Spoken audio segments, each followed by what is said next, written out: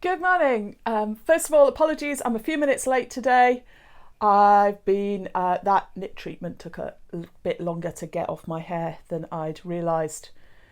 If you do have someone in on supply in your school and the class is completely ridden with knits, please tell them at the beginning of the day rather than at the end when they're just going to worry and think, oh my goodness, did I really distance in all the ways that I needed to distance? Anyway, today's live stream, unless people have questions, in which case I'll prioritise those, is going to be all about what's going on in schools post-lockdown and where teachers are struggling, because I'm trying to understand what the issues are, and there clearly are significant issues in some schools and some classes. If you look at my LinkedIn profile, I'm Rebecca Hanson, FCCT, Fellow of the Chartered College of Teaching. I'm really well networked and I speak to a lot of people, and I try to communicate clear accounts of what's going on to inform them. I've also raised this issue before in the live streams, and people have put some fabulously useful comments on Facebook in response to the videos that I posted, which have helped to inform this discussion. So I take this issue so seriously. I've actually written a blog about it yesterday, which you can reference if you like. It's on my authenticmaths.co.uk website, and it's the most recent blog there. And I'm going to go through that blog now and talk about and expand on what I've said. If you just want a quick one-page read, it's there. So what I've kind of written about is what used to happen when a class was in crisis pre-COVID. And what I've really said here is that a class would get into crisis if it had substantial teacher absence and substantial SEN issues that were not moved on quickly, and the two would have a negative feedback loop with each other, because if you've got a lot of SEN that's not yet got funding for support, or children who've not yet been moved on to other schools who need to be, then supply teachers coming in or new teachers coming in are going to really struggle to teach that class. So you can quite quickly get a class where a lot of children are a long way behind. And in the past, schools would always be hyper aware of a class like that, and it'd be all hands on deck.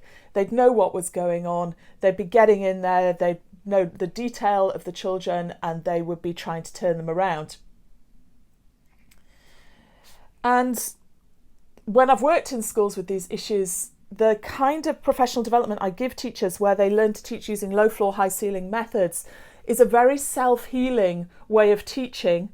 And if children are up to about a year behind, they're still able to thrive with it and catch up. So I've not actually come across any cases where the professional development hasn't worked, but I can see that's about to change. So I want to define what's going on. And it is really an extension of this issue that classes get into crisis when there's substantial teacher absence and substantial unresolved SEN. And with lockdown classes, I guess the first thing I should say is a lot of schools are not in crisis, and most classes aren't. The teachers are on top of things. Where there are individual children who are not coping at home during lockdown, they managed to put pressure on and get those children in school because they understood why they weren't coping. And a small number of children, you could just find a way to get those children in. So a lot of schools are not in crisis. They're just struggling a bit because the kids are a bit behind. There are some gaps, but it's things they've seen before with some extra booster classes after class in the run-up to key exams. They're going to be able to cope. Most schools are in that position.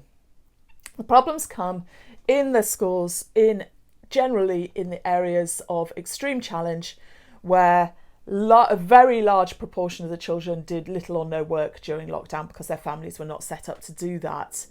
And there was no way it was going to be possible to bring all those children in.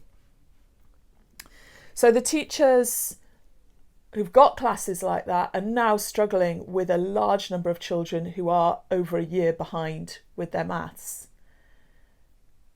And often that's compounded with SEN issues where children haven't been moved on, haven't got funded support. So any teaching assistant support that they've got is being absolutely and completely absorbed into those key children who should have other support. So they've got no teaching assistant support for whole class teaching, and they are teaching their classes, large classes, alone, with a large number of children absolutely miles behind. And to bring that to life, you can imagine a class that's now at the end of year 1, where the teacher's trying to teach them, and a lot of the children cannot securely count out 10 objects, because that's a skill that should have been secured for them at the end of reception class, but wasn't because they weren't there.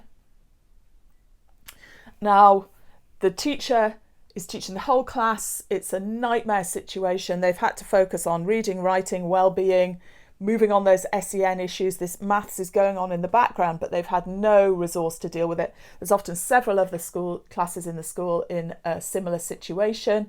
The senior team, the management are massively overstressed dealing with stuff as well.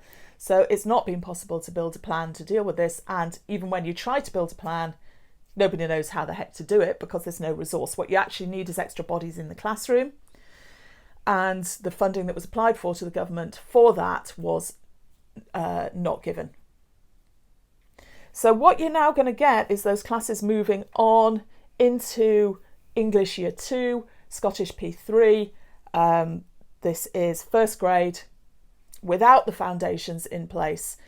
Now, England's the place where this is most serious because those children are going to be sitting exams where they have to do column addition and subtraction 8 months after starting their next year of education without apparatus. And the teachers need to prepare all the children who are capable of thriving with those tests for them. So how are they supposed to go back and teach the maths from 2 years earlier that they're not trained or resourced to teach in a situation where they're trying to teach over 30 children at the same time? If you have any suggestions, please let me know. I think the key problems are actually going to be in this age group of children who are going to be aged 6, 7, 8 in September, because they're really going to have lost essential foundational skills that come from the stage before they're consciously aware of what they're doing, and teachers further up the school can unpick it. You find that teachers can often unpick down to about age 7, but if the problems are younger than that, teachers of older children are not skilled and are not trained and are not resourced to be able to unpick those problems. It needs specialist intervention. So where you've got children aged 9, 10, 11, it's a more identifiable and manageable process because those teachers, at least they understand how to teach to the gaps if the children were properly taught up to the age of 7. It's by no means small. Please contradict me. Please tell me your stories. I'm just trying to understand and build this narrative of what's going on. The other thing that's happening is in these vulnerable schools that have got lots of classes in crisis, of course, they are petrified of Ofsted in England, and that's taking up a heck of a lot of time and is a huge distraction from focusing on trying to understand how to deal with the issues as well, on top of everything else. Okay, enough for me for now. I can see there's no one live just now, so I'm not going to get any questions just now. I'm going to post this video, and please, please, please share your comments and your thoughts. I would just hugely value them. Thanks. Have a great day. Bye for now. Oh, is someone on? If you want to say hi, that's good. If you want to ask a question, that's cool. But I am just finishing off, so ask it quickly. I'm going to finish off in about 5 seconds if there's nothing there. I'm here every Sunday, 9 a.m, taking questions live if you want to join me at any time. I hope to live stream across more channels, but I haven't got my head around the technology yet. It doesn't really seem to properly exist in the way that I would like it to exist. We'll get there, I hope. Okay, take care. All you teachers who are struggling with extreme stress, my heart just goes out to you. It's just horrific. Just hang on in there till the summer. Get a good break. Bye for now.